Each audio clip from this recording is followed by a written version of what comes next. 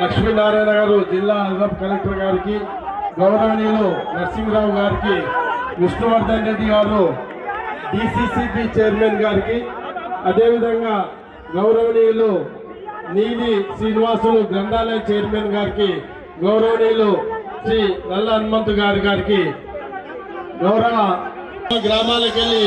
గౌరవనీయులు పొంగులేటి శ్రీనివాసరెడ్డి గారు, అదేవిధంగా గౌరవ ఎంపీ గారు వచ్చినందుకు ధరణి చట్టంలో ఉన్నటువంటి లోటుపాట్లను గుర్తించి కొత్తగా వచ్చినటువంటి భూభారతి చట్టం గురించి వాటి యొక్క సమూలమైనటువంటి మార్పులు ఏ విధంగా ఉన్నాయన్న విషయాన్ని గౌరవనీయులు జిల్లా కలెక్టర్ గారిని